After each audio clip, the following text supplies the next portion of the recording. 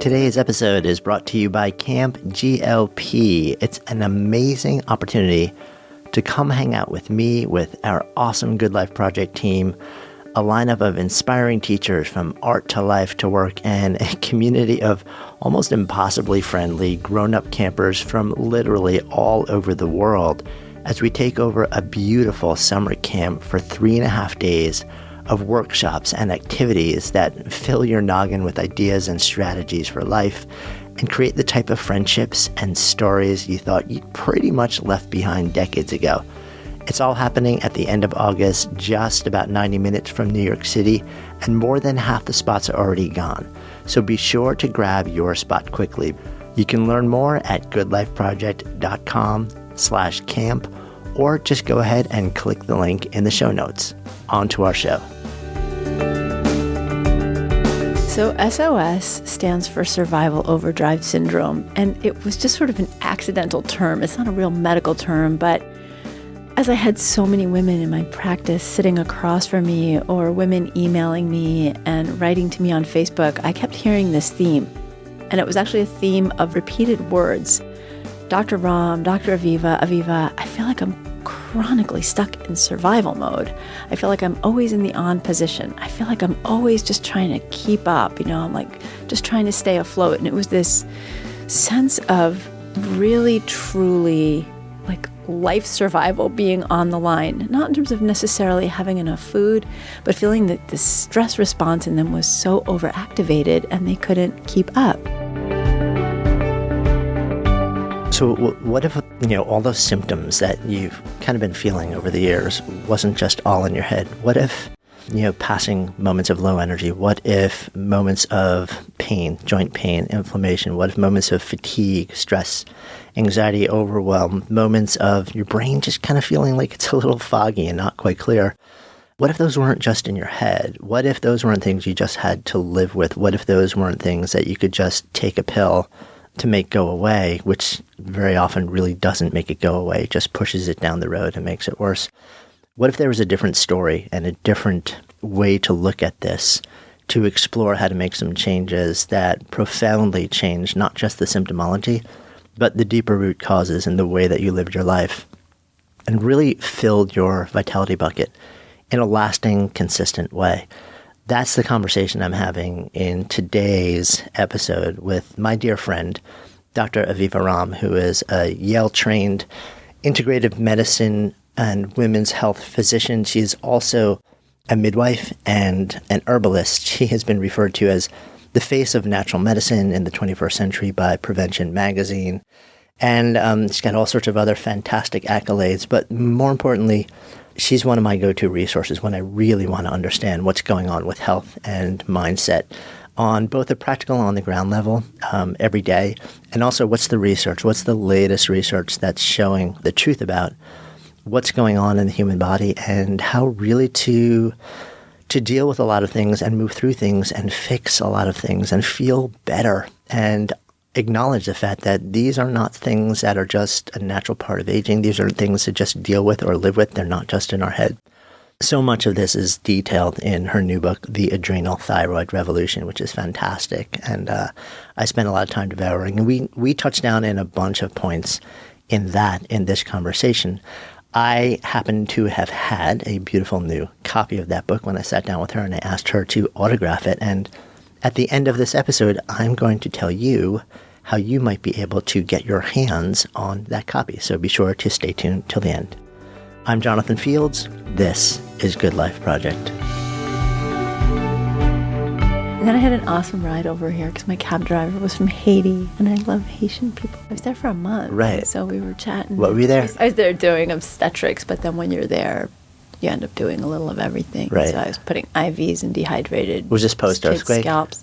It was. Yeah, it was 4 years ago. So it was like a year and a half post-earthquake. My son went post-earthquake, though. He was there almost for 8 months. Oh, wow. Yeah, what was he doing? Just helping whatever way he could? Yeah, he was pre-med, and he ended up going down just to help and ended up running the Harvard Health program on the ground there. Yeah. That's amazing. When you drop into an experience like that, had you done anything similar in the past? No. Is there, Well, that's not quite true. I mean, I spent a little bit of time at the Lakota Reservation, which is essentially a developing nation within our country. Sadly, it's really, the poverty level there is kind of extreme. It was like $3,000 per capita income there, and this is right in the U.S. So I'd been there, but I'd never done active healthcare work, and especially not in a country that has suffering on so many levels and potential for violence, and Yeah. So Is it was there, amazing. I mean, when you first landed and you made your way out into, quote, the field, tell me about that moment. The first moment was realizing that I need, just bizarrely, like being a New Yorker was an amazing thing to do, because I was watching people put their bags down at the airport and other people picking up their bags and then charging them to hand the bag back to them. So it was like a very quick, okay. It also sounds like Cancun. Yeah. Well, it was a very quick reality check of people are wonderful, people are nice, but there's intense poverty here. So be super mindful of where you are. After that, I was just so in the experience of truly every single second of my life. It was really the most amazing experience ever, because every single second of my life, I was sort of automatically and naturally filled with gratitude. Like, sometimes here, at least for me, I have to sometimes remember to be grateful or remember what I'm grateful for, because there are days in the scheme of like living an American life, it can be more challenging. There it was like, girl, you have nothing to worry about. You have no complaints. You have everything you need. And from that place, it was easy to just be in constant gratitude and service. So as weirdly sort of happy as that sounds, it was kind of blissful in a way. Like I had no worries and all I had to do was give the whole time. And the need was huge, and the people there were warm and generous and so appreciative. And I really just tried to go in without an agenda, but just learn what was needed, not what I thought was needed, but to really learn what was needed and what was being asked for, and just take a very slow, watchful approach. And that paid off really well. So, yeah. And one of the questions when I sort of when I hear about people who've had experiences like this, especially because you weren't talking about a weekend, like you were sort of embedded for a solid chunk of time, is what happens when you come home. Because when you can access this state of profound gratitude and just leading with service from the moment you open your eyes to the moment you go to sleep, and it's mandated by the environment, by the nature of the physical environment that you're in, and the extreme demands and your capabilities. You have the ability to solve and serve and help. And I'm always curious what happens when somebody comes home from that, on two levels, actually. One is the challenge of reintegration. And then the other is there something that you can do to keep touching back into that state when life starts to swirl around you, on an everyday basis? Yes. So for one of the things that really struck me there, and in no way to minimize the level of physical poverty there, but it really struck me that there's lots of kinds of poverty. And when I was there, you wake up in the morning and people are just, bonjour, bonjour, ça va, every day. Bonsoir, bonsoir in the evening. People walk holding hands. Men walk up the street holding hands. The OB, who was the head of the OB, saw me walking up the street one day and just came up to me and just grabbed my hand, and we walked back up to the hospital together holding hands. The warmth and the eye contact, and as part of the poverty, the lack of the technology there. So people were not walking around looking at their cell phones. They were making eye contact. And for me, I'm that kind of a social connector anyway. So the first thing that really struck me when I got back here was I got off the airport. We disembarked on the tarmac. So I walked down, and I'd been speaking my own kind of version of trying to speak Creole while I was there. And I got off the airport, and I forgot that we were in Miami. And I looked at the attendant who was helping me down onto the tarmac, and I looked at him and I said, merci, bonjour, like as if I was still there, saying thank you, have a good day. And he just like looked at me like I was crazy. And I think it wasn't because I was speaking Creole, it was because I was friendly. And then the minute I walked into the airport, I was back into that social poverty, right? Like people were not looking at each other, people were not smiling, people were there were 50,000 places you could pick to eat at the Miami airport. And I just came from a place where there was literally people having one meal every 2 days sometimes.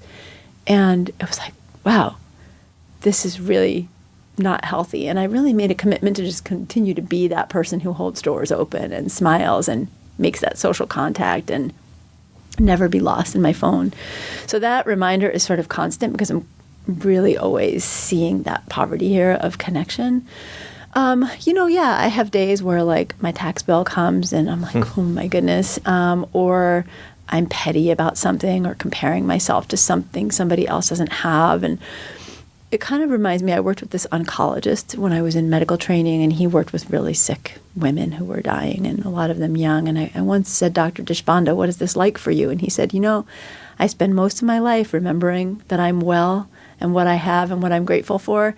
And then he said, sometimes I'm walking to work and it's raining and my darn umbrella won't open and I'm cursing at my umbrella. And then I go back in and I see. So it's just, I think just like staying aware of what's going on in the world is that touch point, and just staying in touch with my heart. And yeah.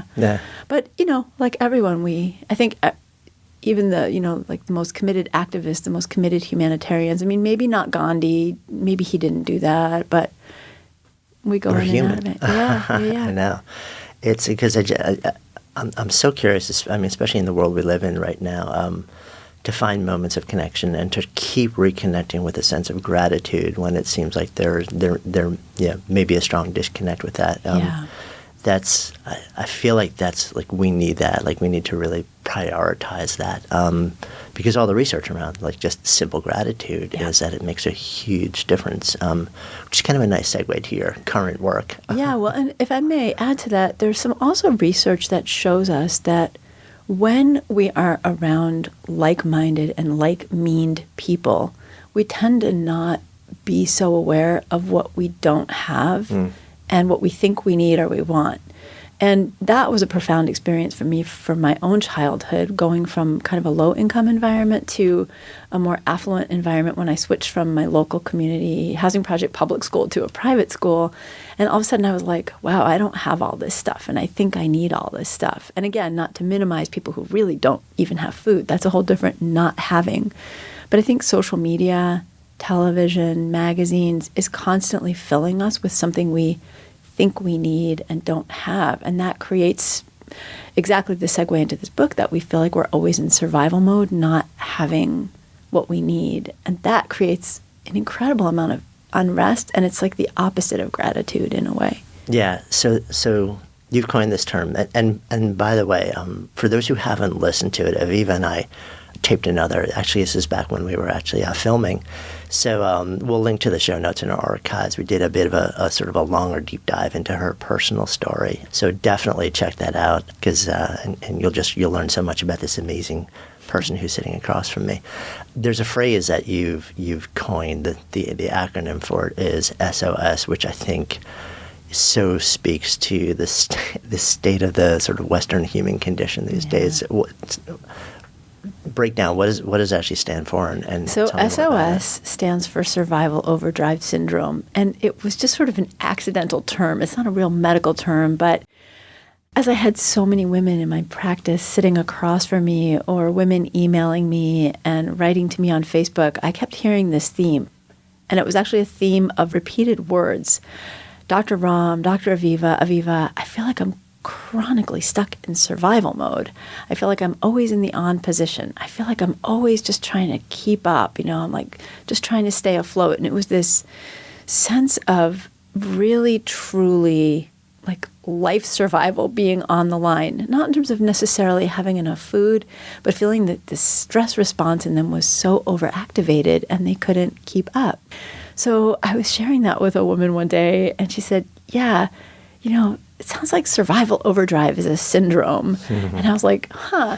And the way my mind plays with words, it was all of a sudden I saw the SOS. And what I also really loved about SOS is that a lot of us, men and women, when we feel like we're struggling, I think we're super hard on ourselves. Like we see Facebook and everyone else looks like they have their perfect life together. We watch TV and it's like the perfect life. And we don't. None of us have that. Those are like moments and snapshots. And So I think for most of us, we live in such an achievement-oriented culture, such an obtaining-oriented culture. Like everything is status and what you do and money and how much you have. And I think that we beat ourselves up when we feel like we're not living up to that standard. And so for me, part of what was so cool about SOS was this reminder that if you were like, let's say you were a rescue pilot and you were flying over on your, rescue pilot path, and you saw down on an island, SOS, burning on the sand because someone, set a fire so that they'd get your attention,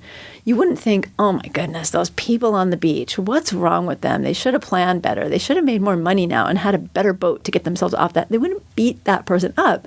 They'd go into a compassionate mode and they would try to help.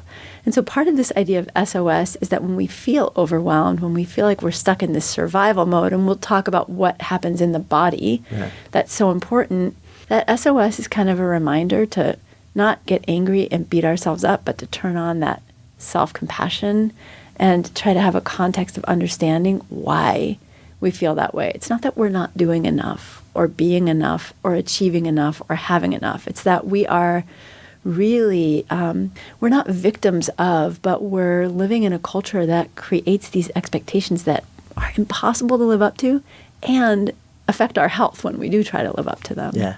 No, I love that. And also I love the relationship to the signaling definition. Originally, yes. I think that it was like SOS, the original was save our ship.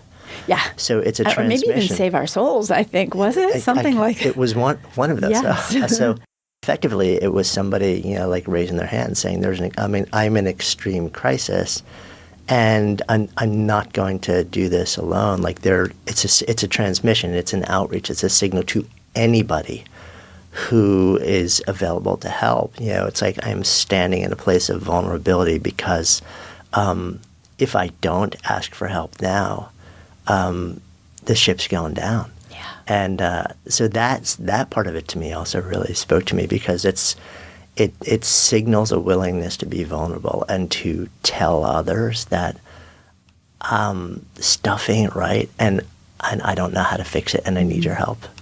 And that's not an easy thing to do. It's not. And, I think, too, we live in a society where we have like a pill for every ill. We have like a medical solution for every symptom that we have. And I think we tend to be also really hard on ourselves, especially for high kind of performing people or high achieving people like listen to your show and hang out with me. When we are feeling that vulnerability or when we're having symptoms that are slowing us down, like fatigue or overwhelm that keeps us sort of procrastinating, or actual physical medical symptoms, we tend to think our bodies are betraying us, or even then, we're not good enough, our body's not good, we're not strong enough, we're not healthy enough, we need to do another detox cleanse or whatever, as opposed to actually seeing those symptoms also as those signals, right? Even if you think about inflammation, it's little fires that are burning in your body. It's like a signal flare from your body saying, please listen to me, I'm here, and I need a little love and I need a little attention so I don't have to keep sending you these messages louder and louder and louder until they're big symptoms and big medical conditions. Yeah. So, all right, so deconstruct this a little bit. I think a lot of us are sort of familiar with a lot of the symptomology, but you point to, from what I remember, I think there are 5 major contributors. Yeah. I'd love to talk about each one of them a little bit because I think for me, we've talked about a lot of this stuff over the years. We're, old friends, but seeing them laid out sort of like in almost like a checklist, and my head was kind of nodding. I'm like, I still have more work to do. Interesting. Yeah. So we all always have more work to do. And I think part of the book is really about, okay, how can we replenish ourselves? We probably all, being human beings, we will all always have some symptom or another that pops up to get our attention. And we do have some level of planned obsolescence. So the book is not meant to... Although people are fighting that in a really big way. The book is not meant to make us have a perfectly healthy life every second of the day, but it's meant to help us identify the big triggers that get in your way of your body, mind, spirit, because it's all one, connected, doing the best it can to serve you so you can do your best to serve what you want to serve in the world. So the big underlying kind of mother of root causes, if you will, that I've found has a touchstone in every cell of our body, quite literally, is what's called the hypothalamic pituitary adrenal axis. Big fancy word for a stress response system. It starts in your brain, and its job is to perceive everything going on in your world that may not be safe for you. That can be anything from a real danger. We're biologically hardwired when we see fire, that fire, somewhere fire should not be, like the trash can in the corner of your office. That's a problem. We need to react and respond. But similarly, it could be somebody had a parent who was emotionally unstable, and that parent made certain kinds of facial expressions. And if you have a boss that happens to make those same kinds of facial expressions, even if it has nothing to do with you, that may trigger you to react internally, because in a very primitive way in your brain, that's now cataloged as danger. But there are also a lot of other triggers that happen in our world that get that same stress system activated. Because that stress system is activated not just to sort of like fight or flight, which is what it controls, but also to keep down your inflammation, to activate your immune system so that if there's a foreign invader in the form of a virus or a bacteria or a parasite, it responds. So everything that triggers your body to say something's going on that needs a survival reaction is going to get activated. So things like foods that we eat that may be not great for us individually. So, an extreme example would be somebody who's really gluten intolerant and they're eating gluten. It's causing certain changes in their gut that cause inflammation. And that inflammation triggers the brain to say, uh-oh, something's not right in here. We need to send out the fire department to put out this fire of inflammation. And that activates that stress response. It can be actual toxins in our food that our body doesn't recognize because we have not evolved. We've evolved over millions of years, but these toxins have only been in our environment for like the last 50 years, and there are 80,000 of them. There are 80,000 known toxins. That doesn't even include the combinations those make in the environment in our bodies. So our bodies are trying to keep up with this detoxification, and when it reaches overload, that sends out that same sort of alarm signal that gets the body activated. Hidden infections that a lot of us get exposed to or that get reactivated when we're under a lot of stress.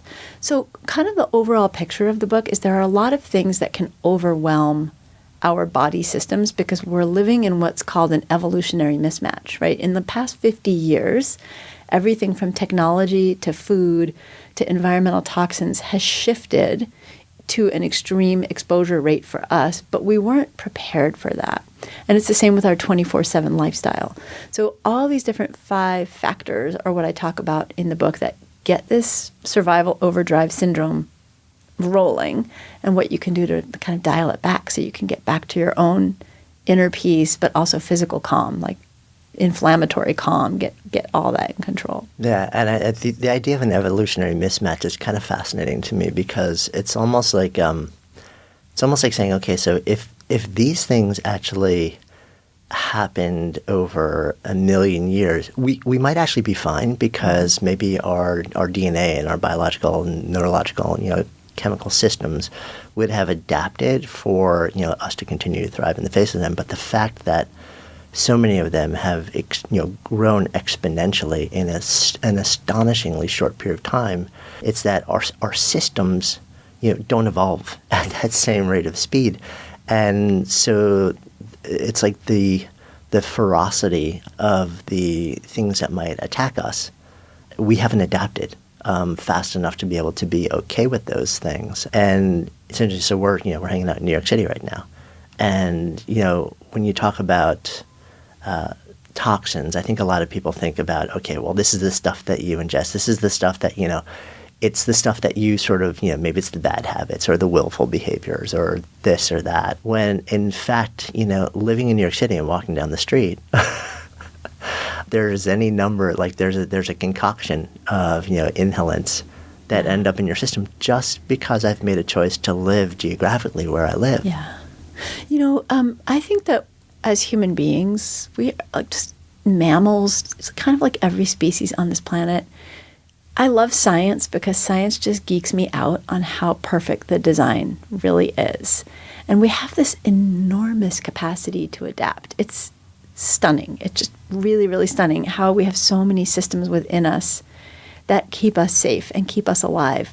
I think the problem is when we just keep pushing that adaptability a little bit too far. And I think a lot of us know in our lives when we're doing that. Like you and I have talked about this. We know, we've talked about sort of like the 10% that we feel like if we have to push our lives to an unhealthy level where we're not having time to breathe or time to eat well or time with our spouses, that we don't need to be in like whatever that top 10% of success is if it means that the other kind of successes are like happening in our life, right? Like, so where are we pushing ourselves past our adaptability?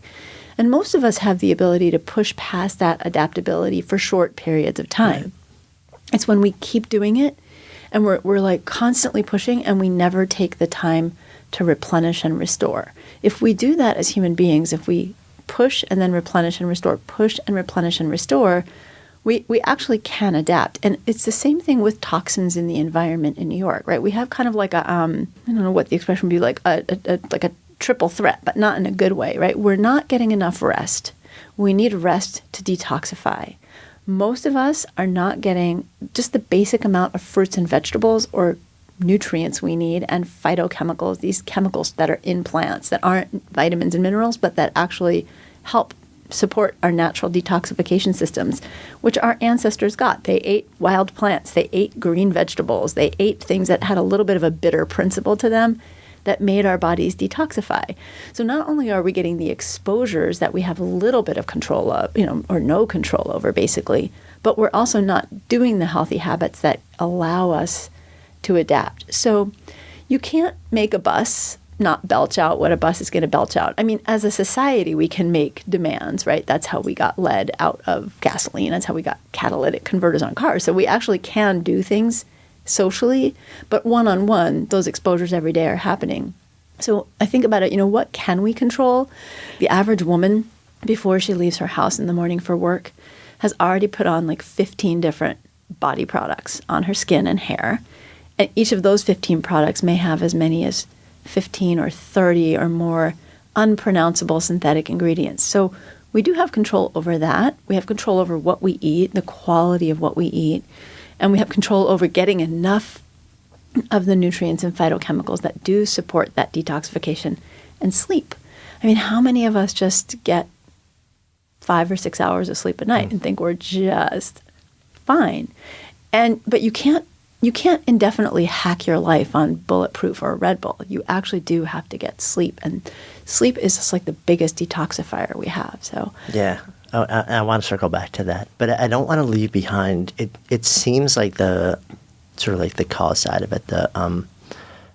It seems like there are a lot of different things, but all roads lead to stress, or stress and inflammation. Yeah.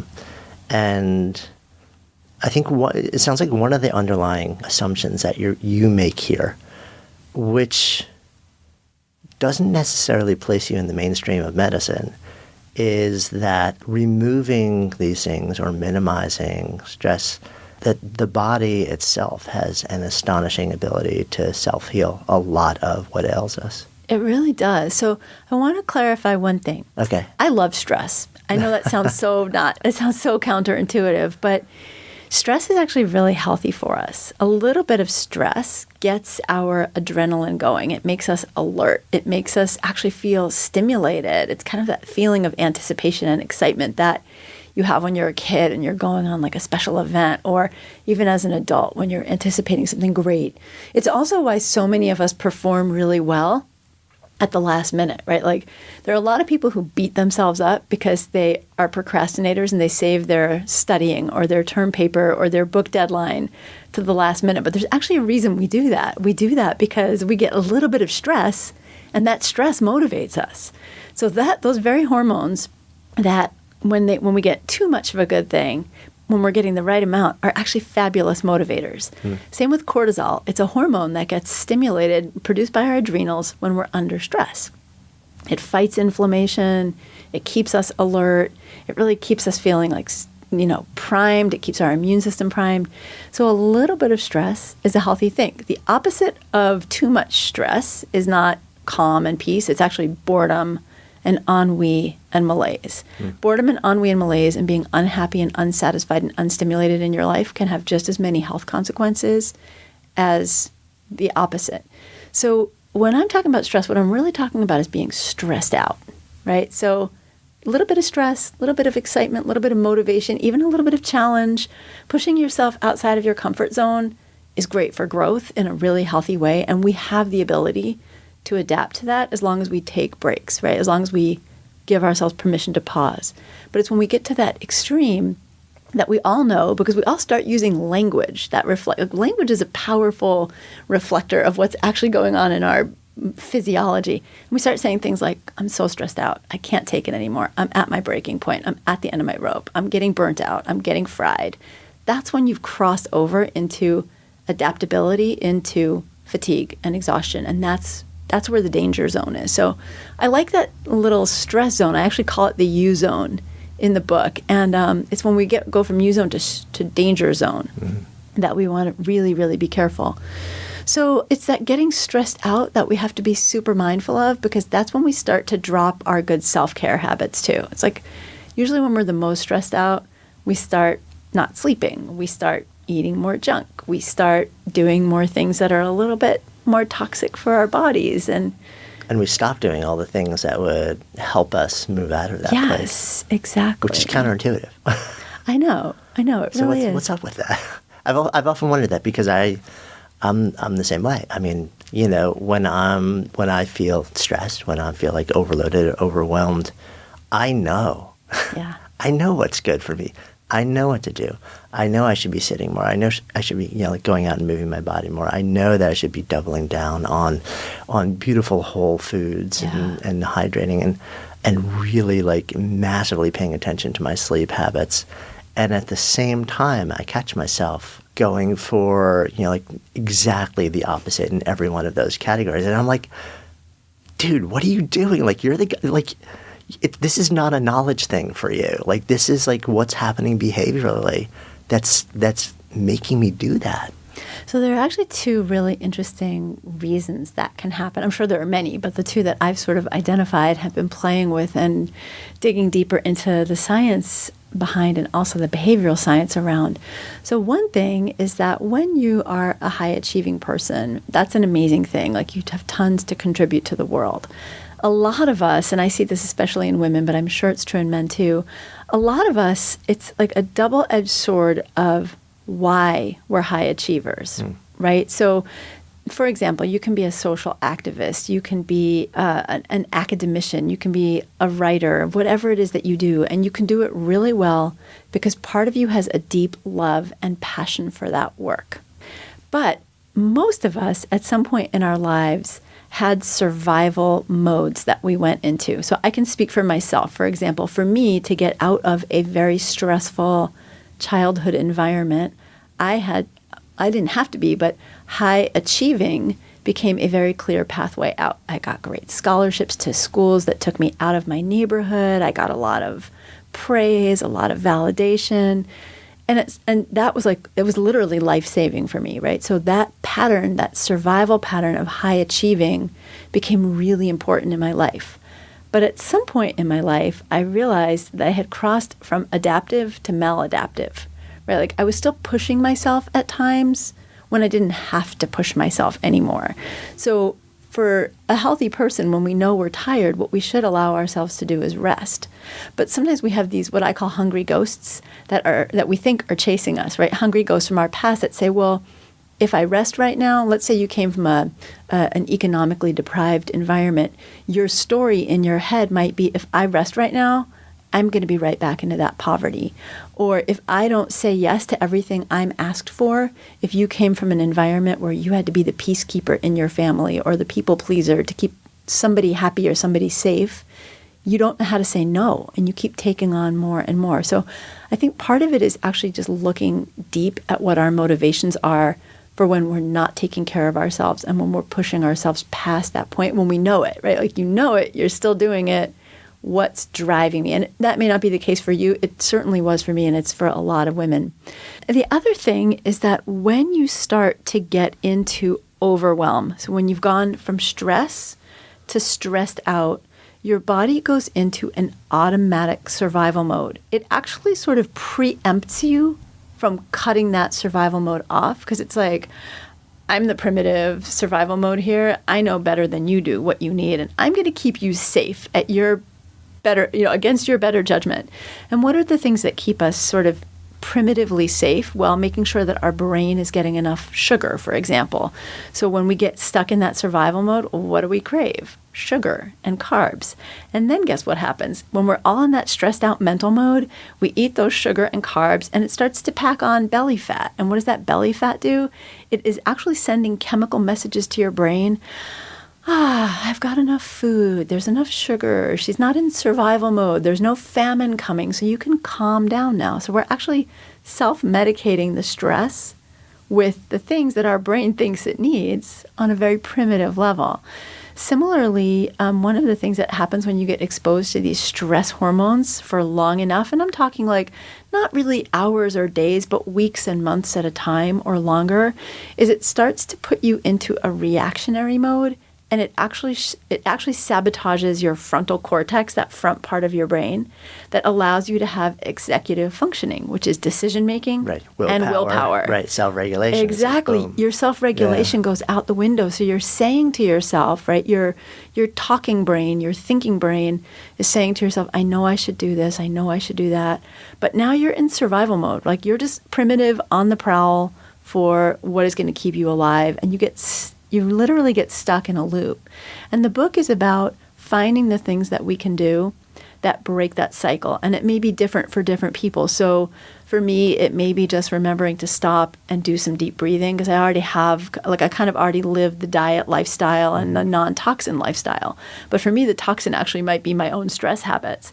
But for someone else, it may actually be they have a lot of changes in their gut microbiome because they had 20 years of antibiotics 5 times a year, which is very common for Americans. And now their gut microbiome is actually sending chemical toxin messages to their brain that something's not right. So for that person, fixing the microbiome might be the first step, and maybe easier than fixing those old stress patterns. Yeah, this is actually an area that I'm deeply fascinated by. And it sounds like the research is still really early here, but I know that you've been geeking out on this a lot too. So the idea that you have critters in your intestine, that, the microbiome, the gut biome, it's kind of becoming this really hot topic these days of exploration, and how it can, cause so much within our body physiologically and biologically.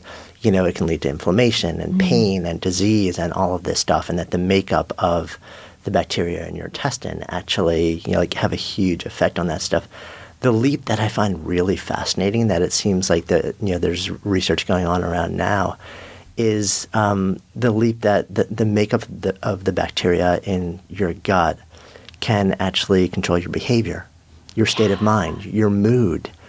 That is a much bigger leap, I think, for folks to think that, okay, so this is actually controlling my thoughts and my feelings. Like, what's happening in my intestines is controlling my thoughts, my feelings, my behavior, my emotions.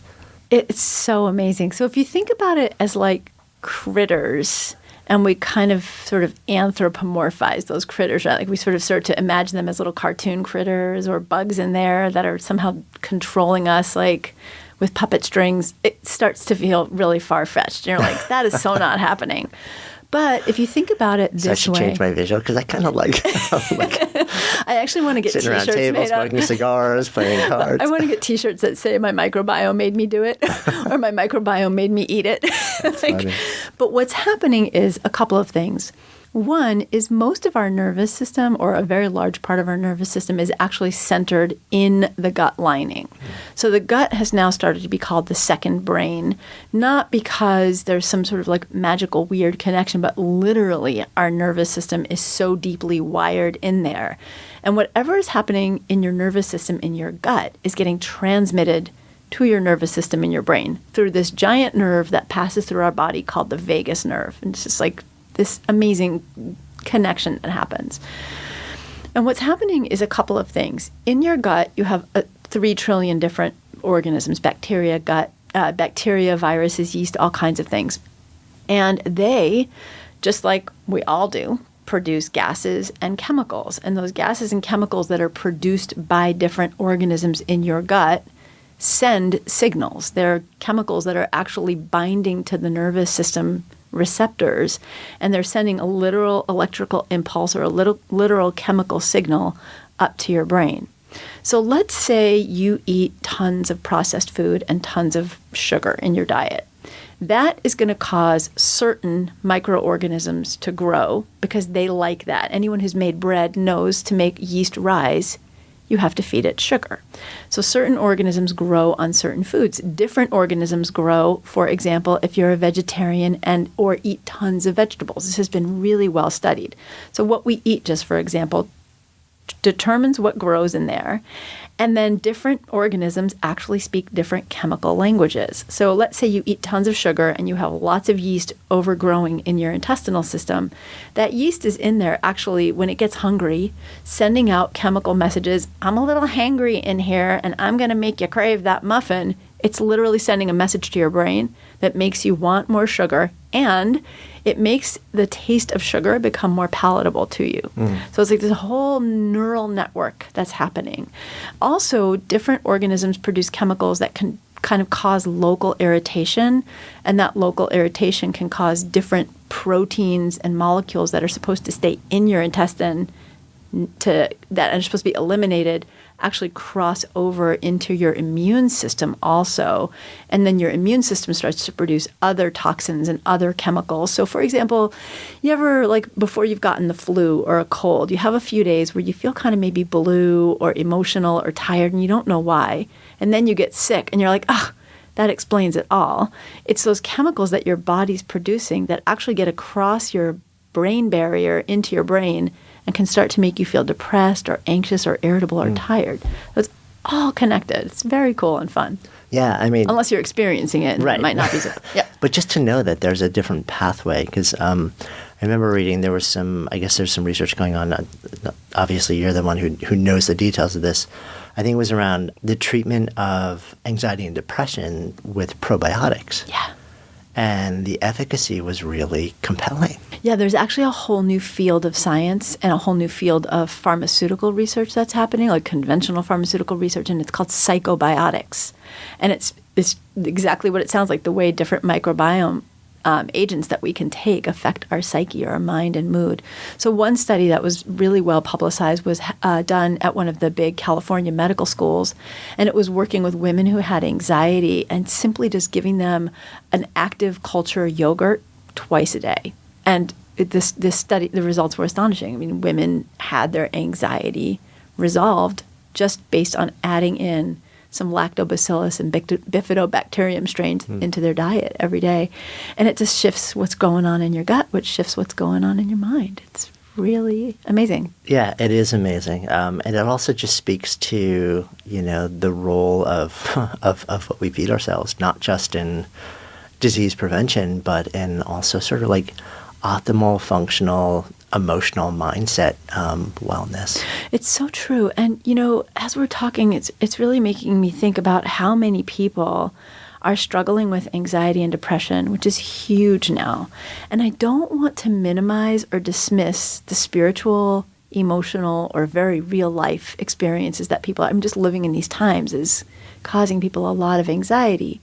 At the same time, we have a lot of people trying to fix their anxiety and depression with supplements or ayahuasca ceremonies or trips, to spas that cost them a lot of money, or antidepressants. I mean, just amongst women now, 1 in 4 women is on an antidepressant.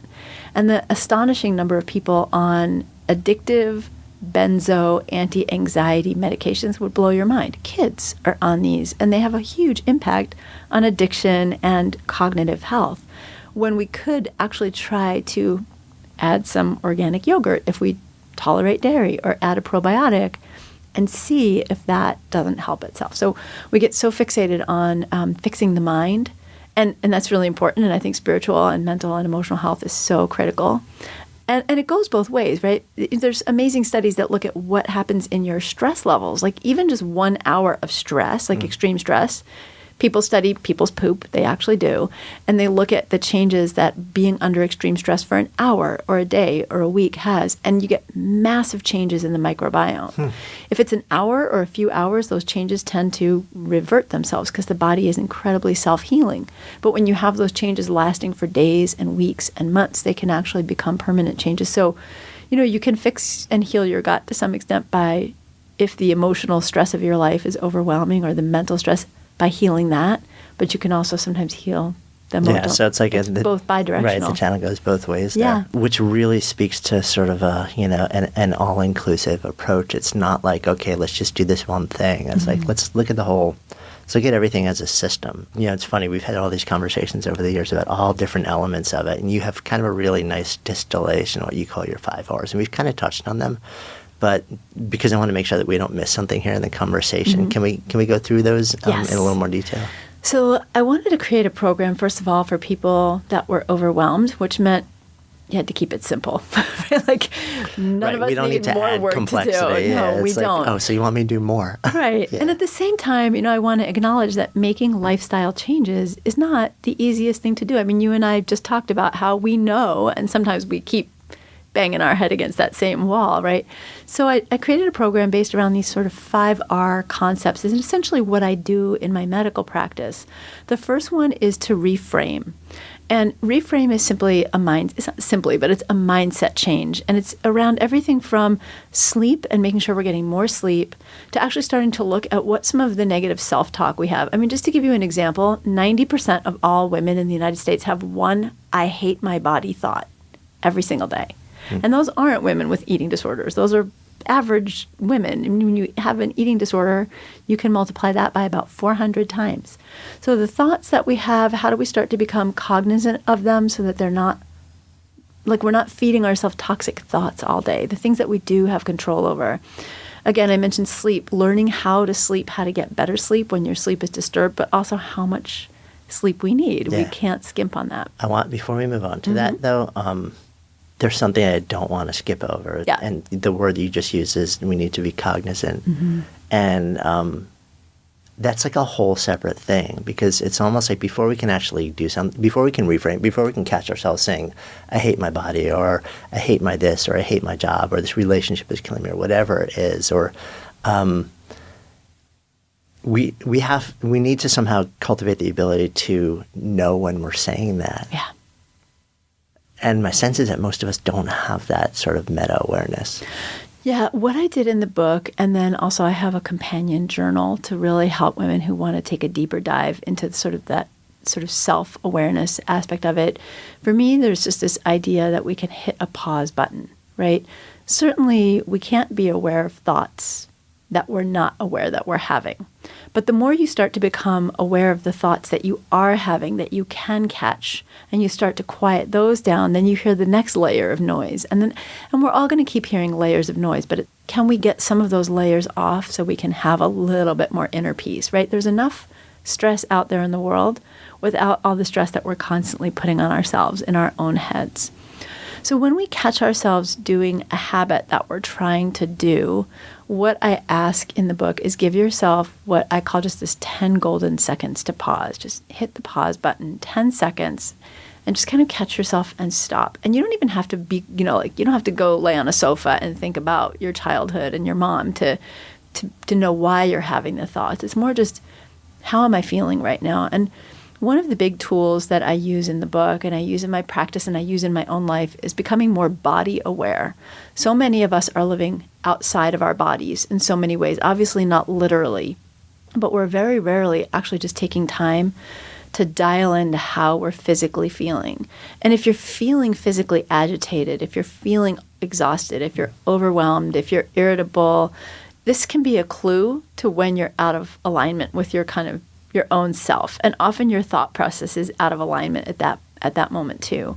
So if you can just kind of feel how you feel in your body, feel your feet on the ground, wherever you are, even right now, feel your feet on the ground, deepen your breath a little bit, feel your belly rise, feel your belly sink as you breathe. That can start to shift your mind. And even just doing that can shift your brain out of that stress or sympathetic drive into what we call more parasympathetic mode. Once you start to feel what that inner peace or relaxation feels like, you can find it faster the next time. And then your mind over time does naturally start to quiet down. It's not, for most of us, I think, something that happens overnight. It's something we cultivate. But then you become more aware of your thoughts because you know what peaceful thoughts feel like and you know what agitated thoughts feel like. Yeah, and it's definitely a process. It is. I mean, I've had a long-standing seated practice, mindfulness practice. And what's interesting is that, and you're not supposed to, you're never supposed to judge the quality of your practice. You're not supposed to come off the mat and say, wow, that meditation really sucked. Yeah, a lot of us do, though. If we're really perfectionists. Right. I just did this reset, and women were judging whether they were relaxing well enough. And I'm like, no. And then I'm like, oh, now I'm judging myself for judging my meditation, and I'm an idiot. It creates this crazy spiral. But what I have learned is that oddly, I use a timer. So every X number of minutes, there's a chime that goes off just to sort of kind of give me a sense of the passage of time, and then a final, bell sound so I know when it's over, so I don't have to watch a clock or anything like that.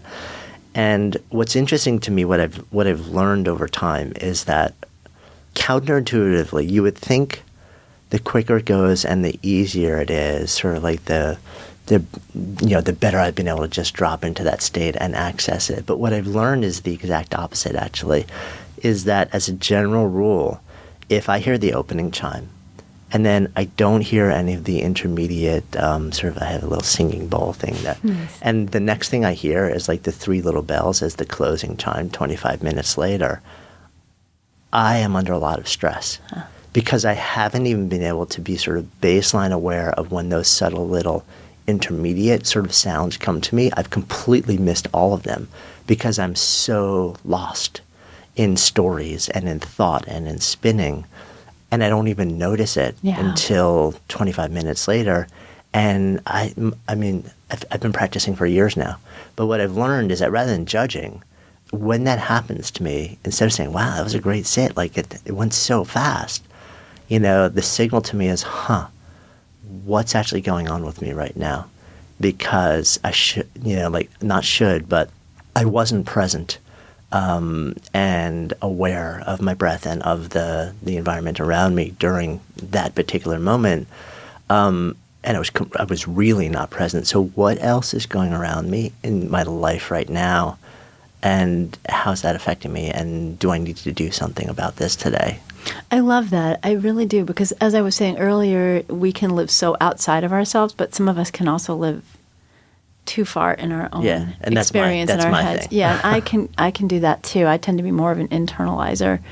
One of the things that I learned in my 20s, I used to study, I don't know if you know this about me, but I used to study all these survival skills, cool things like how to forage for food and how to make hides and how to skin a roadkill and get the meat, crazy stuff. And as part of that training, one of the activities we often had to do was to just sit very quietly and not pay attention to our breath, not anything, but to find how many different sounds you could hear, right? So you're just sitting and all of a sudden you're like, whoa, I was so lost in my own inner crap that I didn't notice there were 4 different birds singing right now, or the sound of oh, there's a truck. That sounds like a truck backing up. Oh, there's somebody honking. Oh, I can actually hear my neighbor through the wall.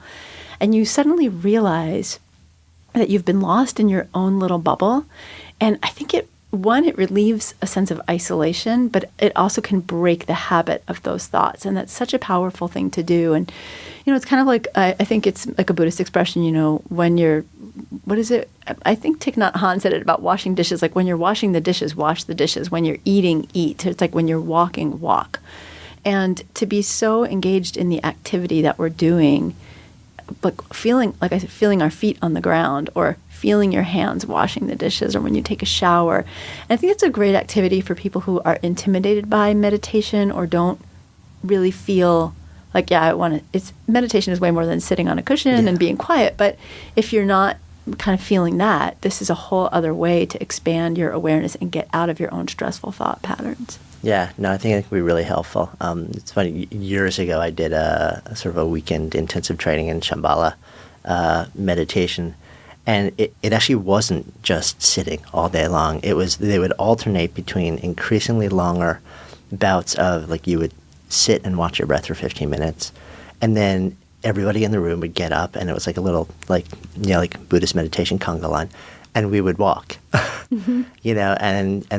And the idea was really to be mindful of every step, be mindful of the sense of your, like, the heel and then the arch and then the ball of your foot and what's going on around you. And I think we really can access it in a lot of different ways. And I think it's also interesting to create the practice of accessing it in different ways, in different environments, in different places, physically, like seated, breath-based, movement-based, because I think it does.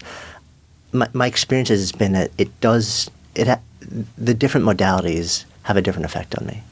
For me too, and also it's like we can get so lost in our own experience and forget to connect with the world around us, right? So how many of us have eaten a meal in the last few days and we actually realized we never tasted our food, right? I see it in my practice. I'll have a woman come in and I'll say, so, because I'm trying to do a food journal assessment, so what did you eat for dinner last night? And it's like, I don't actually remember tasting my food, right? We just we eat so fast. Or in everything, it can be anything from going to a movie to love making, like where we're not present with what we're experiencing. We're stuck in our own self-judgment or our own stories. I think really, I love, for me, just getting really present in my body and getting present in the experience of my world around me, and like less worrying about what's going on for me and more thinking about, well, what's going on for you? Yeah. Did I remember what my friend was wearing after I just had dinner with them for 2 hours at a restaurant? Did I remember what they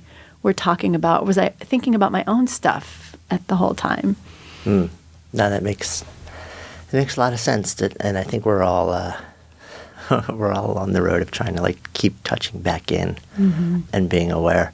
I want to make sure we covered the 5 R's. So the first one is reframe. Right. And that's the mind-body emotional connection. And it's also looking at some of the habits that we have that we self-impose that really drive us crazy and push us too far as women. So some of the things I mentioned earlier, but the ones I touch on most in the book are perfectionism and how we can get stuck in that pattern of saying yes to too many things. And all of a sudden we've got a million things on our plate that we're trying to do better and better and better all the time. And we're overwhelmed and exhausted. Or fear of missing out, FOMO, the great acronym I learned from my kids, and being a good girl, and all these ways that these patterns can cause us to get into emotional or psychological overwhelm. The next is the reboot. And the reboot is about, when your computer, you've got too many programs open and it goes into a spin and you just have to shut it down and reboot it to get it, to do your will anymore.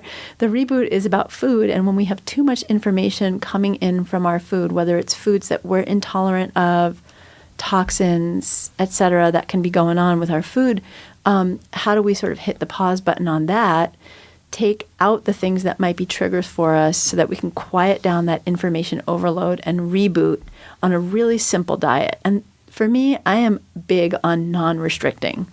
One of the things about restricting is it is exactly what drives survival mode.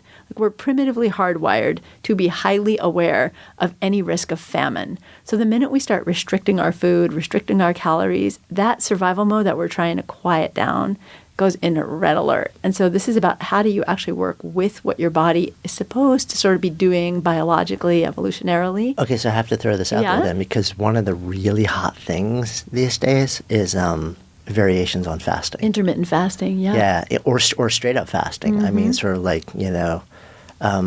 what's your sort of take on that, Dee? So there are therapeutic diets, right, when we're sick and we're trying to get well. There are ways to limit what we're taking in for a little while so we can get really clear on what that information that food is giving to our bodies is doing in our bodies. And then there's sort of real life, right, and how we live when we're repaired.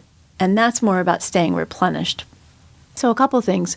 Fasting can be a really powerful way to give your body just a hot minute of reset. We're I'm going to take out all this information overload that's coming in from food. I'm going to let my body be quiet for a minute. I'm going to go into major rest and digest mode here just for a minute. And for a day or two, that can be fabulous. Not if you're pregnant or not if you're already really depleted. But for a lot of us, it can be really a great reset. With intermittent fasting, it can work for some people with some health conditions, but over time, it's not a maintenance diet. It's a therapeutic diet. It's something we do to heal when we have a big medical or health situation going on. But ultimately, our bodies actually do need food.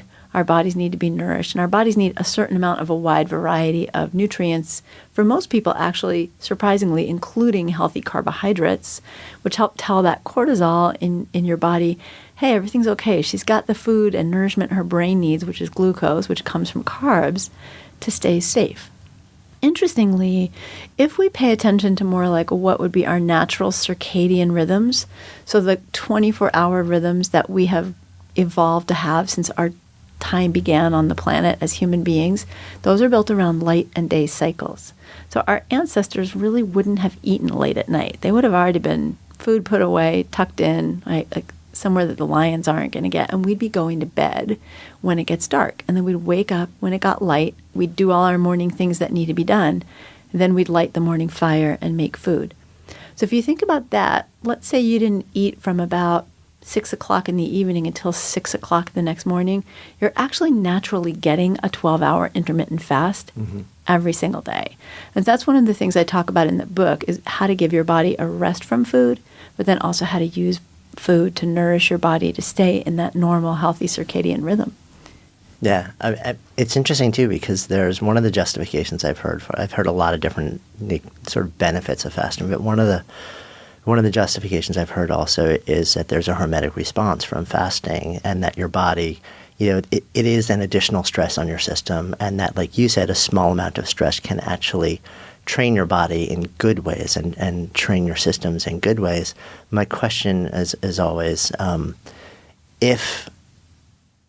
does that also assume that there isn't already a fairly high level of sustained baseline stress that you're piling it onto? And if there is, can that tiny amount of added stress and the hormetic effect that it creates actually become really strongly negative? It can, and it seems to be especially the case for women. So studies have looked at women who are doing food restricting and doing calorie restricting and particularly doing carbohydrate restricting, and it does actually over time. So we can do it for a couple of weeks, even a month at a time, and we usually are just fine. But after that amount of time, it usually does actually start to activate the stress response more and add fuel to the fire, not reverse it. So for example, we know that women who eat some form of a healthy carbohydrate, so a whole grain or something like a sweet potato or a starchy winter squash, have more of a healthy cortisol level in the evening, which allows them to fall asleep more easily, have fewer sugar and carb cravings, actually lose or regulate their weight to their healthy weight, and have less inflammation and a less activated or overactivated immune response. So the studies are there, but for people who do get benefit, it's usually for a short time, and definitely a lot of people are looking at the differences in men's physiology and women's physiology. So it seems to be men can sustain it longer than women can at a healthy pace. And we look at traditional cultures, right? We look at, I had one of my best friends, her husband is from Ethiopia, and he moved here a few years ago to the States. He still follows more of a traditional Ethiopian diet, which isn't just the foods, but 2 days a week, or I think it's 2 or 3 days a week, he completely takes all meat and all dairy out of his diet. So his diet is vegetarian several days of the week. 1 month of the year, twice a year, he takes out certain foods from his diet. So in a sense, and that's not the only, many cultures have that. I mean, we think about Lent, we think about Jewish culture having days like Yom Kippur, we think about Ramadan. These are all traditional cultures that have had some form of fasting built in, but it's not usually something that people are doing every single day. Yeah, it's not a lifestyle. It's periodic, right. And it often was based on food availability and factors that aren't affecting us right now. And that's a big piece also, is that when you're triggering your body to get into the habit of regularly thinking that there's not enough food, what happens when you do eat is that your body tends to store those calories in preparation for the next fast. So there's a whole phenomenon that happens in our bodies it's based on what's called feast or famine. So primitively, we would have, and many cultures have had times of the year where food is more abundant, and then times of the year that are just naturally leaner. And we see this in a culture that still exists in its more traditional ways in the United States called the Pima Indians.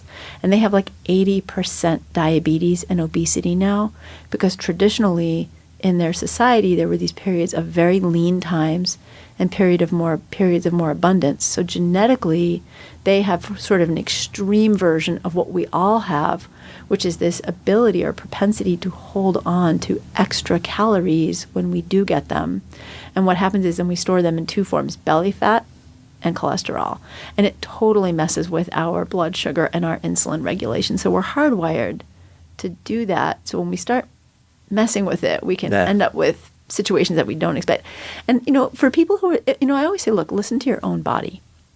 That's what it always comes down to. And again, it's like back to being body-centered. We have to pay attention to how we are feeling, not what health experts say is the next latest craze, because there's always going to be the next latest craze based on some ancient something that just got discovered, right? I heard there was like a Nordic diet based on some, like paleo man that was found and frozen in a cave and what was in his stomach. I'm like, really? Come on. How does that apply to right now? I think dialing into really how we're feeling and staying in touch, not with how somebody tells us we should feel, but how is that working for you? And that may be great one month, and it may not be great the next month. So we have to be adaptable. Yeah. So it's not just I'm locked in and I'm good for life. It's like, no, you're constantly paying attention. Exactly. And it changes at different ages, different life cycles. Imagine it changes even on what's going seasonality on. probably. Absolutely. Yeah. Seasonality, what's going on in the external demands of our life at any given time. Right. The third R. Okay. So the next step is to repair. And this is when we're actually looking at the physical symptoms and physical systems that we have that can get disrupted when we get stuck in this survival overdrive syndrome. So what I have in the book is a set of questionnaires that you can do so that you can figure out which of your systems are most disrupted. Or I honestly just recommend going through the whole program because that's the easiest way to do it.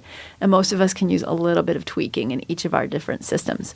But the ones that get most out of order are usually our gut, our immune system, and our detoxification systems. So that's what we work on here through what foods can nourish those systems, what foods might be disrupting those systems, what little lifestyle tweaks that we can make to get those systems back on track, and then the herbs and supplements that really have the best evidence of effectiveness and safety behind them that can help reset those systems.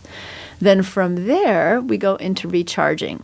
And that's where we focus specifically on the adrenals and the thyroid, which are organs that basically are controlling our energy and our metabolism and that are taking a huge hit for a lot of women right now. So we know that at least 30 million women in the United States are diagnosed with a thyroid problem, and at least 50% more have one that don't know it. It's a lot of people out there. And the adrenals in the book are really a metaphor for what I'm talking about, this overwhelm. It's not just the adrenals, but it's that whole stress response system. So I talk about what testing is really appropriate, how to do this without testing if you can, but for the thyroid, we definitely need some specific tests if you think you have a thyroid problem going on. There are questionnaires in the book to help you sort through that. And then what to do if you do actually have a thyroid problem. Do you need medication or do you not? And then for adrenals, what can we do? And by the time you've gotten to that part of the book, you've kind of already been doing all the resets. So now we're doing the fine-tuning with the herbs, supplements, and if you need them for thyroid hormone supplement. And then the fifth stage is replenish. And that's really how do we live with this going forward? And again, that's the difference between what's therapeutic, like what gets you well, and then what keeps you well. And so the replenish is really a philosophy on how to live life so that we're mostly keeping our energy level above the empty line on the gas tank. I mean, so many of us are so busy kind of like putting on everyone else's oxygen mask first, and women are especially notorious for doing that without taking care of ourselves as well. So it's kind of elevating this idea that it's actually not only okay to take care of yourself, but better for everyone around you and the world if you do too. Yeah, I'm behind all that for women and men. But yeah, it's interesting because it's interesting that, and we've had conversations about this, that there are, and I've become much more aware over the years that there is women and men are not the same. Obviously, I've been aware of that for a long time. Yes. But the program works for men just as well. Yeah, Actually, and that's it's the bigger written for women because that's what I do. But right, and the biggest question I get from women is, can this work for my partner too? Right, and that is my sense is that I think women have tended to be much more open to sort of conversations around a lot more inputs and soft inputs into the state of their well-being and their like mental and emotional and physical well-being or lack thereof. Where my experience has been, guys tend to be a little more blunt force oriented, and maybe that's a big generalization. I'm not that person. It's so funny because I'm a little more blunt force, and my husband is so gentle. It's so funny. But I agree with you on the whole. Yeah. Yeah, but the bigger idea is really that there's nothing that we've talked about. I mean, there may be certain very specific storylines that I know have been researched and tend to spin more in the heads of different genders. But there is going to be a different yet equivalent storyline spinning in each person's head, which has the same detrimental effect. Absolutely. When I came and the process is equally effective. It is. It's totally equally effective. And couples doing it together, whatever your gender are, really, that expression, if we want to go fast, go alone. If you want to go far, go together. And if you do it together and do the plan, you can go fast and far. But when I taught at your Camp GLP, what was it, 2 years ago, I guess now? Right. I couldn't believe it. It was like an audience of 350 people. And as many men came up to me after and wrote to me and have even stayed in touch and said, wow, that is exactly me. I'm in survival overdrive. I'm really constantly overwhelmed and not taking care of myself. But the real reason I wrote the book oriented toward women is that a lot of the conditions that we have as human beings, chronic fatigue syndrome, fibromyalgia, adrenal problems, thyroid problems, anything that's really related to fatigue, overwhelm, depression, weight, and autoimmunity tend to be much more dismissed by the medical establishment when they occur in women. Just to give you sort of an extreme example, 5,000 more women die a year of a heart attack in the hospital than men. And a couple of the symptoms of heart attack, other than just overt chest pain, are overwhelming fatigue, not feeling that well, little nausea, some anxiety. And so when women report those symptoms, we tend to be dismissed as it's the modern way of saying it's all in our heads, is depression, anxiety, you're just under stress because you're a mom, you've got kids, whatever it is. Whereas men actually tend to get a cardiac workup for it. So there are gender biases that are operating in the medical establishment right now that have actually led women, for example, on average, to be dismissed or not identified as having an autoimmune disease for as long as 5 years. So women are going around exhausted, not feeling well, knowing something's wrong, going to the doctor and literally being told, oh, it's just stress. It's just because you have little kids, just because you're juggling a lot at one time, and get disproportionately diagnosed as having anxiety and depression than really looking at what's the underlying cause. And that is why I wrote this book as a voice for women, because it's in this area particularly, it's very underrepresented. Yeah, no, and that's I think so needed and so powerful. It's like a tool almost to take and say, this is real. It is, and I can start to take some control over it, and also maybe if you start to say, well, and I need help with it, say no, like this is not. We need to push this further.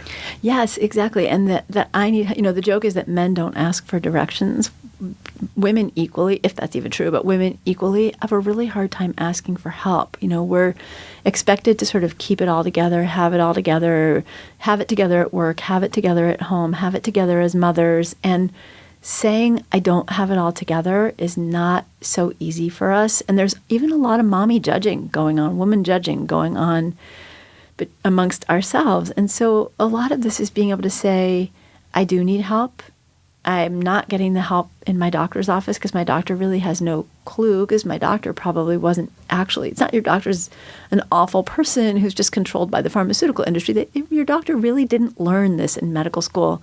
This is stuff I learned as a midwife, as an herbalist, as a geek who reads psychoneuroimmunology journals, and then was able to piece it together with what I learned in medical school. But it's not what doctors are taught. And at the same time, as women especially, we're so taught from the time we're teeny little girls to be nice, not question authority, play nice, don't make waves. And so you're sitting there in the doctor's office, you don't feel well. Your doctor, who may be a man or may be a woman, has no idea what's going on. They're overworked and overstressed because they're seeing 40 patients a day. And then says to you, your labs look fine, you're fine. It's probably just anxiety or depression. And then you don't know how to say, but actually, no, this is new and I know myself. And this isn't just anxiety or stress or depression. Instead, we internalize it. We take the prescription. We go home. Either we don't fill the prescription and live with that confusion of, well, maybe this is just stress. Maybe I do need to just breathe more. Or we take the prescription, and those can have unintended consequences and side effects. Yeah. It all comes full circle to those two different definitions of SOS, right? Yeah. One is the syndrome, and the other is it's time.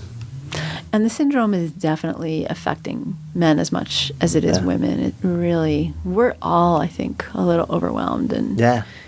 No, definitely. And I do feel like the level of baseline stressors in so many of our lives, just because of the sort of the uncertain state of the world these days, is elevated and ramped. And I think it's probably, no matter where you fall on the political spectrum, you're going to be feeling that living in the world today. And I think it's probably important to pause for a minute and own the fact that we may be living with, a different baseline on a persistent basis, and to be vigilant. And the book is really about the fact that these stressors aren't going to go away anytime soon. So how can we sort out the stressors that we need to own and the ones that we actually don't?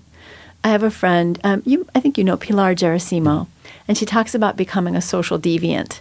And what she means by that is really taking back ownership of our lives and saying, yes, this may be a 24/7 world, but this is actually making me sick.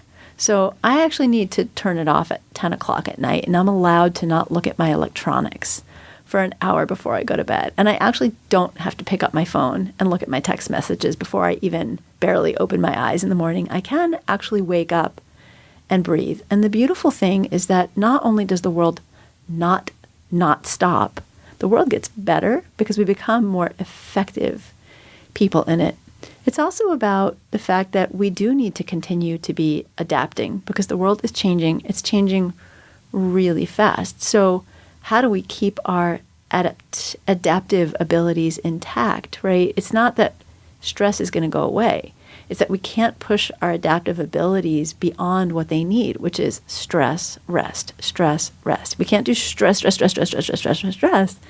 and expect to not be paying for it with our health. But there are ways that we can meet that evolutionary sort of where we're at by taking care of ourselves in the ways that our bodies and our minds and our spirits sort of are meant to. Yeah, no. So we're hanging out. I love hanging out. Good Life Project. When I offer that phrase out, to live a good life, what comes up?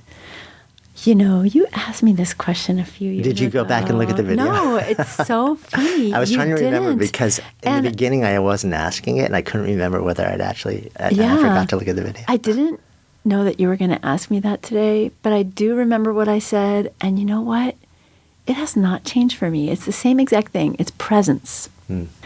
And I can even take that deeper now because for me, presence means I am here with you, looking at you in the eyes, and we're reaching all these people together.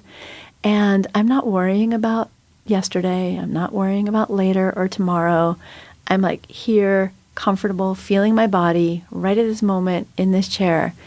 And if I can be present in my own life, if I can be present with the people around me, man, that's a good life to me. That's a really good life because we're just like, this moment is so good and so juicy. And so I think presence is it. If I can be present with my kids when I'm with them, if I can be present with my partner, with my patients, if I'm just like right there sharing the moment and connecting with you, or when I'm alone, if I'm right there dialing into what's going on in my body, in my world, the birds singing around me, it's all good.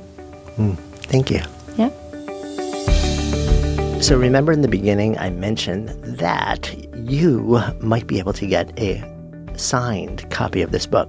Well, while I was sitting down with Aviva, I had a beautiful new hardcover copy of the book, and she autographed it, and I want to give it away to one lucky listener. How do you make yourself eligible for that? Super simple. There's nothing to buy or sell here. All you do is choose your favorite social media platform. It could be Facebook, could be Instagram, could be the Twitters, could be, whatever you want. And share this episode. If you want to say something cool, something you learned about it, that's awesome too. But make sure you include the hashtag GLPAviva. That's AVIVA. And do that by Wednesday, February 8th at, let's call it midnight. Eastern Standard Time, which is where I am, our studio is. And then we will do a hashtag search and randomly choose somebody. And then I will reach out to you and say, hey, where do you live? And send a beautiful autographed hardcover copy of this book to you. So go share it around and share the ideas, share the conversation. I'm Jonathan Fields, signing off for Good Life Project.